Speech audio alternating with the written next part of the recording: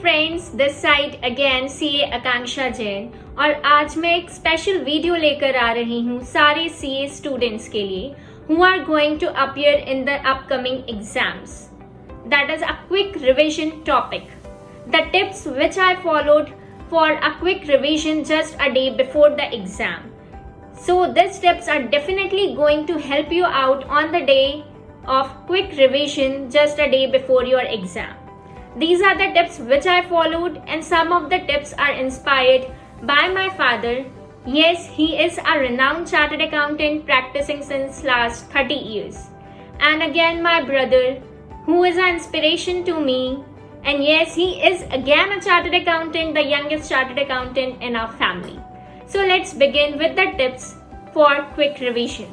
Tip 1 is, मैं जब भी एग्जाम देकर आती थी मैं सबसे पहले इवैल्यूएट कर लेती थी कि अपना जो एग्जाम है वो कैसा हुआ, evaluation on the basis of marks, और मैं अपना साइन करके क्लियर उस पेपर को साइड में रख देती थी। और उसके बाद उसका सारा जो थिंकिंग था, जो मेरा एग्जाम का वाइब्स था कि मैंने कैसा किया है, एग्जाम कैसा हुआ, what all the marks I am going to get, ये सब क्लियर होके साइन होके वो क्लियर पेपर रखा जाता था और उसके बाद सारी वाइब्स कंप्लीटली वैनिश हो जाती थी, so that I get refresh for my next exam.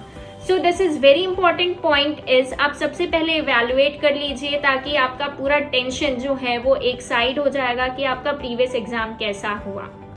Second is refresh yourself. Just refresh yourself whether you want to go up and walk in the terrace or you just want to take a short nap. तो एक short nap ले लीजिए या terrace में चले जाइए, थोड़ा सा टहल लीजिए और उसके बाद आपको अच्छा लगे, थोड़ा refresh हो जाइए, boost your energy, just boost कर लीजिए अपने आप को full of confidence कि yes I am going to rock in my next exam. Be prepared और उसके बाद बिल्कुल लग जाइए अपने second exam के लिए। Third which is very important is stay positive. आपको बहुत ज्यादा पॉजिटिव रहना पड़ेगा, आपको बहुत सारे पॉजिटिव वाइब्स चाहिए कि मेरा पहला पेपर जैसा भी गया या मेरा प्रीवियस पेपर जैसा भी हुआ, but next exam is going to be very wonderful. Stay positive and start your preparation. Fourth point is, अब आपको एकेडमिकली मैं समझाऊंगी कि क्या क्या टॉपिक्स और कैसे कैसे आपको क्विक रिविजन करना है। तो fourth which is very important is ABC analysis, जो मैंने अपने प्रीवियस वीडियो में आपसे शेयर किया है कि आप एबीसी एनालिसिस कर लीजिए कि ऐसे कौन से क्वेश्चंस हैं जो आप डे बिफोर एग्जाम नहीं देखेंगे तो भी आप कॉन्फिडेंट है कि अगर वो एग्जाम में आएगा तो आपसे सॉल्व हो जाएगा। जो आपने एबीसी एनालिसिस किया है, जो मार्किंग किया है, तो उसमें ऐसे मार्किंग जो आपको सॉल्व करने हैं on the day before the exam, उससे सबसे पहले आप सॉल्व कर लीजिए। सो आपका टाइम भी सेव होगा और आपको कॉन्फिडेंस भी आ जाएगा कि ऐसे कौन से क्वेश्चंस हैं जो एग्जाम में आएंगे, तो अब मैंने उसको सॉल्व कर लिया तो completely I am going to make it 100%। Fifth which is very important is 80% and 20% rule, 80-20 rule, that is I followed. 80% आपका सिलेबस ऐसा है जिसपे आप कॉन्फिडेंट हैं और 20% कुछ ऐसा रहता है कि हम कभी कुछ स्किप कर जाते हैं कि ठीक है चलो वो इतने मार्क्स का आता भी नहीं है और उसके बाद अगर वो आएगा तो देखा जाएगा। तो सबसे पहले आप 80% सिलेबस जिसके लिए आप कॉन्फिडेंट हैं उसे सबसे पहले रिवाइज करिए। सो आपका एक 80% मैक्सिमम सिलेबस कवर अप हो जाता है और उस पे से मैक्सिमम जो मार्क्स का कवरेज है वो भी कवर अप हो जाएगा। उसके बाद अगर आपको टाइम परमिट करता है तो 20% ऑफ द सिलेबस जो आपने बहुत कम देखा है या कम पढ़ा है उसे भी एक बार गो थ्रू कर लीजिए।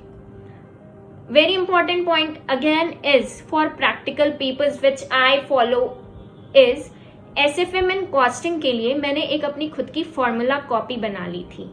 एसएफएम और कॉस्टिंग में इतने सारे फॉर्मूलाज होते हैं कि आप एक बार में एट अ ग्लांस अगर आप उसे देख भी लें तो ये बहुत अच्छी बात है, क्योंकि कंप्लीटली बुक में हम हर पेज को पलटाते हुए हर फॉर्मूलाज को कवर अप नहीं कर पाते हैं before the day of exam.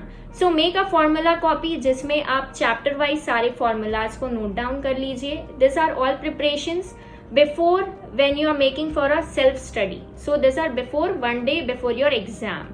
सो आप जो फॉर्मूला कॉपी बनाएंगे वो आपको बहुत ज़्यादा हेल्प करने वाली है। आपके डे बिफोर एग्जाम में आप सारे फार्मूलाज एक बार गो थ्रू कर सकते हैं और अच्छे से आप अपने फार्मूलाज को रिटेन कर सकते हैं, क्योंकि आपने खुद वो नोट्स बनाए हैं और रिटन में नोट्स बनाए, तो जो भी हम लिखते हैं रिटन में करते हैं वो हमारे ब्रेन में काफ़ी टाइम तक रिटेन रह सकती है। हम काफ़ी टाइम तक उसे अपने मेमोरी में फीड करके रखते हैं, सेट करके रखते हैं।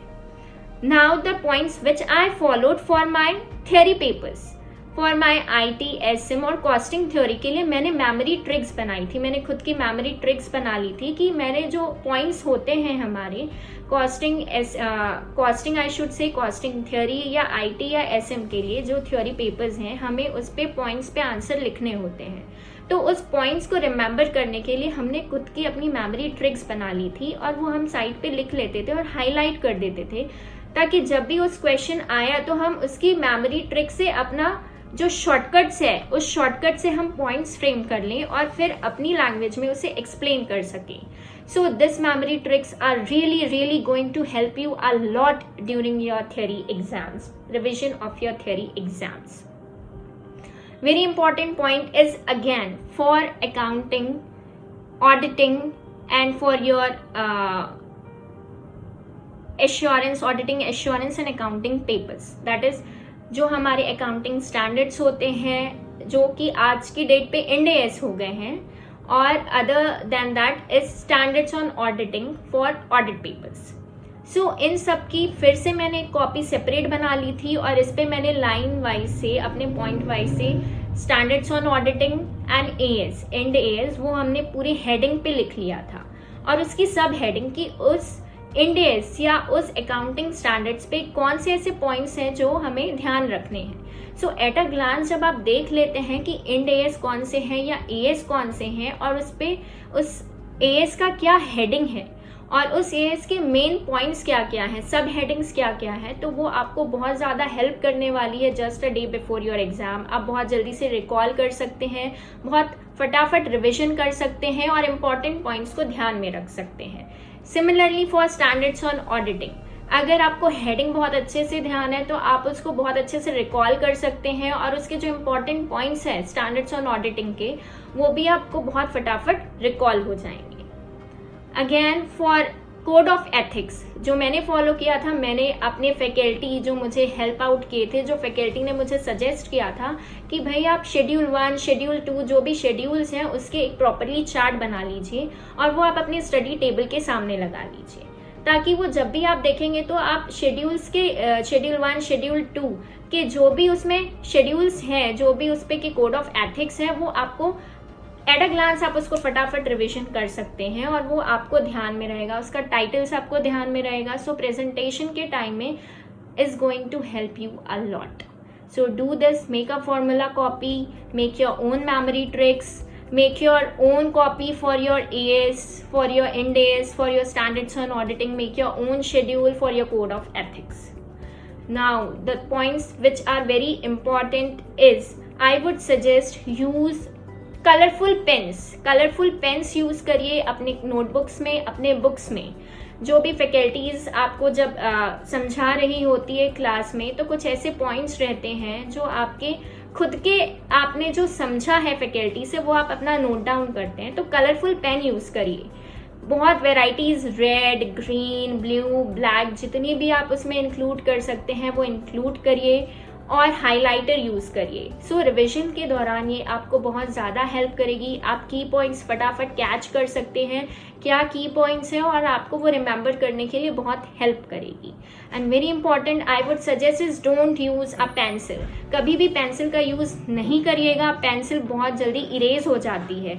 सो पेंसिल के केस में I would tell you, this is my personal experience कि मैंने पेंसिल यूज किया। हम आज क्लास ले लेते हैं और आज के 1 साल बाद हमारी एग्जाम होनी होती है, और हम एक बार जब क्लास ले लिए, पता चल रहा है उसके 6-7 महीने बाद हम जब वो कॉपी उठा के देख रहे हैं तो पेंसिल का जो लिखा हुआ है वो सब कुछ वैनिश हो गया है। So don't do this, don't use pencil, use the pens, colourful pens and the highlighters. Very important point is again, आप जब भी अपनी नोटबुक बना रहे हैं, फॉर एग्जाम्पल अगर हम डायरेक्ट टेक्स्ट की कोई क्लासेस ले रहे हैं, डायरेक्ट टेक्स्ट के केसेस में क्या हो जाता है, हमारी 1 नोटबुक, 2 नोटबुक, 3, 4 नोटबुक कंप्लीट हो जाती है। और जब हम नोटबुक बना रहे हैं और जब उस क्वेश्चन का हम रेफरेंस देते हैं बुक में, तो हम खुद ही पजल्ड हो जाते हैं, and this takes are most of the time. So जो टिप मैंने फॉलो करी थी कि जो आप नोटबुक में जिस पर्टिकुलर क्वेश्चन जो बुक में है, जो फैकल्टी ने हमको बताया है, हम उसका रेफरेंस दे देते थे। बुक में भी आप रेफरेंस दे दीजिए कि कौन सी नोटबुक नंबर में आपने ये पर्टिकुलर क्वेश्चन का सॉल्यूशन कौन से पेज नंबर में लिखा है, किया है। सो अगेन ये बुक का रेफरेंस हो गया। नोटबुक के केस में आप नोटबुक में उस क्वेश्चन नंबर, उस सॉल्यूशन नंबर पे जो क्वेश्चन नंबर है, कौन से बुक का है, उसका रेफरेंस दे दीजिए। सो दिस क्रॉस रेफरेंस जो है, ये आपको क्विक रिविजन के दौरान बहुत हेल्प करेगा, आपका टाइम बहुत सेव करेगा। And the last one is repeated revision. Friends, do follow this. अगर आप कोई भी टॉपिक पढ़ रहे हैं आज के दिन, आपने फॉर एग्जाम्पल अपना 15 to 16 आवर्स का स्टडी टाइम लिया है, और उस टाइम पे आप मेक श्योर करिए कि लास्ट का एटलीस्ट हाफ एन आवर आप दीजिए कि आपने आज दिन भर पूरा क्या पढ़ा, और उसे रिवाइज करिए। नेक्स्ट डे अगेन आप उस हाफ एन आवर को धीरे धीरे बढ़ाते चले जाइए। हाफ एन आवर को आप +10 कर लीजिए, +10 मिनट्स, और आपने कल जो रिविजन किया है और आज जो पढ़ा है वो दोनों का रिविजन करिए। This repeated revision is going to make a miracles for you, believe me. आप जब एग्जाम देने के एक दिन पहले बैठेंगे तो आपको बहुत सी चीज़ें ऐसे रिकॉल हो जाएगी, आपका ब्रेन आपको खुद फोर्स करेगा कि येस यू नो दिस, आपको ये सब आता है। और डेफिनेटली बिलीव मी कि आपको इतना कॉन्फिडेंट आपको लगेगा कि yes I am going to rock this paper. So डर कर नौका पार नहीं होती, कोशिश करने वालों की कभी हार नहीं होती। This points will definitely help you out. मुझे कमेंट सेक्शन में ज़रूर बताइएगा आपने कौन से टिप्स और कौन से ट्रिक्स फॉलो करी है मेरी ऐसी एग्जाम अपीयर होने के बाद। And let me know any other topic which you want from my side, I will definitely help you out. Till then stay tune with me, take care, good bye, all the best for your exams.